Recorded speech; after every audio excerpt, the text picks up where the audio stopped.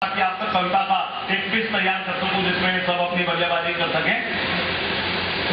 हमारे कवियों के जो रिश्ते होते हैं अपनी पत्नियों से कितने मधुर होते हैं। मैं अपने ऊपर ही व्यंग करता आपकी मुस्कुराहट देखना चाहता हूं, यदि पहुंच पाए आप तक। कि करवा चौथ के दिन अपनी पत्नी का मन रखने के लिए मैंने भी व्रत रखा। सुबह से ना पानी पिया, ना खाने में कुछ चखा। शाम को जब घर आया पत्नी से फरमाया, बता डार्लिंग ऐसा क्या करूं कि तेरी जिंदगी में ऐश हो जाए। पत्नी मुस्कुराते हुए बोली, कुछ ऐसा कर दो कि तुम्हारी जीवन बीमा पॉलिसी कैश। ये तो साहब हम कवियों के संबंध, वो मुझे याद है दिनेश जी तो बहुत फर्टाइल लेकर के साहब बढ़िया बढ़िया रोज लिखते हैं। ये जिस दिन लिखते नहीं इन्हें चैन नहीं आता। वो कल हमने गैस घर गया तो गैस का चूल्हा खराब हो गया, तो वो चूल्हे की बात बताया कि गैस खराब हो गई तो भाभी ने वही देहाती स्टाइल में वो चूल्हा ठीक ठाक किया, शुरू किया और पानी उसमें जलाने के लिए कुछ ऐसा। तो भाई साहब से बोले जी कोई नया संग्रह लिख रहे हो तो देखो मैं आज समर्पित कर दूं। इसलिए हो गई कई बार। लेकिन आइए हमारे देश में रिश्तों का क्या महत्व है, ये हमारा क्या रिश्ता है कि हम मुफ्त वाहिनी को हम दे रहे हैं, हम सदुपयोग करेंगे जन जन के लिए। कोई रिश्ता नहीं है, लेकिन उसके बाद भी रिश्ता है और ये रिश्ता केवल हिंदुस्तान में पाया जाता है। आइए उस रिश्ते को मैं हास्य व्यंग के साथ आपकी चेतना से जोड़ना चाहता हूं, कहीं आपके साथ पहुंचे। कि एक आदमी ने करके शादी रजिस्टर्ड करा दी।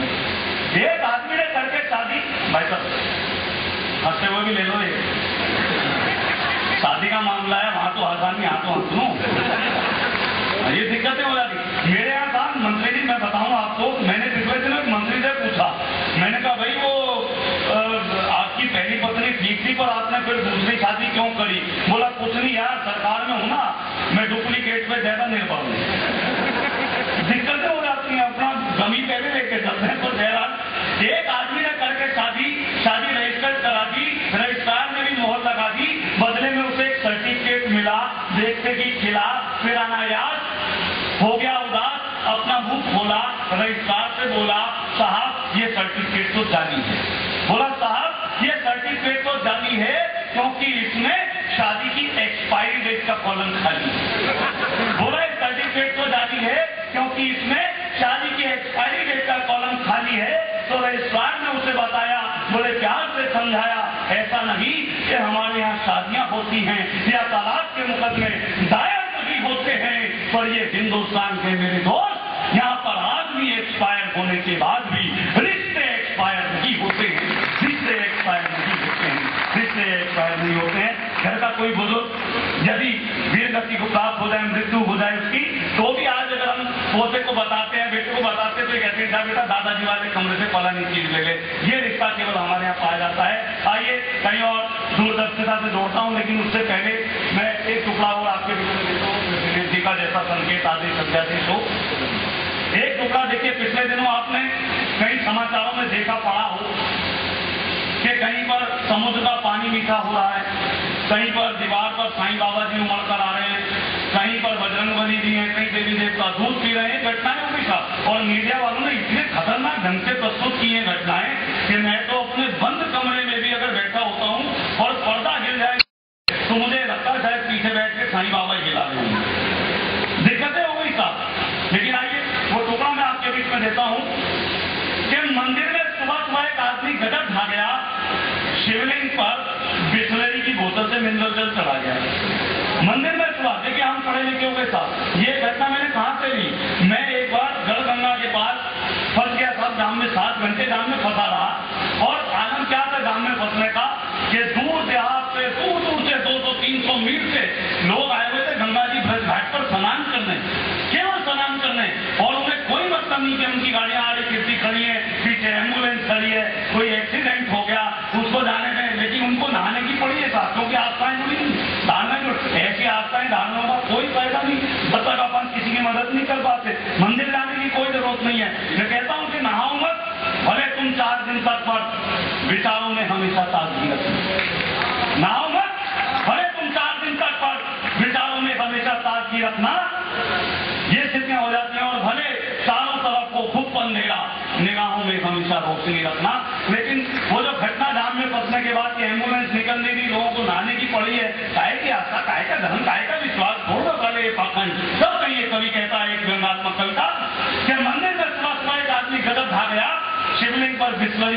से मिंदल जल चढ़ा गया। इस बात से पुजारी का ध्यान आकर्षित किया, उसने भक्त से प्रश्न किया, तुमने ये मिंदल जल ही क्यों अर्पित किया? तो करते हुए पुजारी की शंका का निदान बोला, श्रीमान मान लीजिए भगवान हो जाए प्रसन्न, दे दे दर्शन, बोले मांग वरदान, तो मैं तो मांग ही लूंगा वरदान में अपनी मनसा की वस्तु। हो सकता उनके कंठ से ही ना निकले, तथास्तु। हो सकता उनके कंठ से ही ना निकले, तथास्तु। क्योंकि अपने देश में जब देवता दूध पी सकते हैं तो संभव है प्रदूषित जल से उनके गले में टॉन्सिल भी हो सकती है। ये हमारी सोच हो गई साहब। आइए अब एक मैं फिल्मी टोटका देता हूँ, 2-3 पल का विराम देता हूँ। मैं कोई अन्यथा ना ले, किसी पार्टी विशेष से किसी कवि का कोई संबंध नहीं होता। पिछले दिनों जब चुनाव का माहौल था तो एक चैनल वाले आए, बोले साहब चुनाव पे कुछ ड्रामेटिक हमें चाहिए। तो मैंने कई कोशिश करी, ना तो मेरा गला बहुत अच्छा है, ना मैं पैरोडी लिखता हूँ, ना मैं गीत लिखता हूँ, लेकिन जो चैनल वालों की डिमांड थी तब मैंने कुछ पंक्तियां कहीं कहीं अच्छी लगे तो भी आशीर्वाद दीजिएगा, कहीं अच्छी ना भी लगे तो भी मेरा मन रखने के लिए आशीर्वाद दीजिएगा, ताकि मैं लिखने की ओर अग्रसर होता रहूं। एक टुकड़ा पैरोडिक स्वरूप देता हूं, कहीं अन्यथा ना ले, कोशिश करता हूं। अडवाणी छेड़ दे रे सोनिया चुटकी ले रे सरकार गंदा फूल। अडवाणी छेड़ दे रे सोनिया चुटकी ले रे सरकार गंदा फूल। अमर सिंह गाली दे रे मुलायम समझा ले रे सरकार गंदा फूल। छोड़ा बसपा का हाथी थामा कांग्रेस का हाथ, छोड़ा बसपा का हाथी भावे कांग्रेस का हाथ। दल बदलू नेता न जाने कब हो जावे किसके साथ, तेरे जिसके संग ले रे झटका उसी को दे रे सरकार गंदा फूल। तेरे जिसके संग ले रे झटका उसी को दे रे सरकार गंदा फूल। चारा जब ये खा ले रे गाय भैंसन गाली दे रे सरकार गंदा फूल। नेता है व्यापारी नित बेचे अपना देश। आपके लिए नहीं था, चैनल वालों ने कहा तो मैंने लिखा। नेता है व्यापारी नित बेचे अपना देश। कौवे जैसी नीयत है बगले जैसा भेष, कौवे जैसी नीयत है बगले जैसा भेष। माया जब घुड़की देवे मनमोहन नैया खेवे सरकार गंदा फूल, सरकार गंदा फूल। और कुर्सी की खातिर तन मन धन सब कर दे कुर्बान, कुर्सी की खातिर तन मन धन सब कर दे कुर्बान। पूरी दुनिया में अलग है अपने नेताजी की शान। जनता से टैक्स लेवे स्विस बैंक में पैसे देवे, जनता से टैक्स लेवे स्विस बैंक में नोट देवे सरकार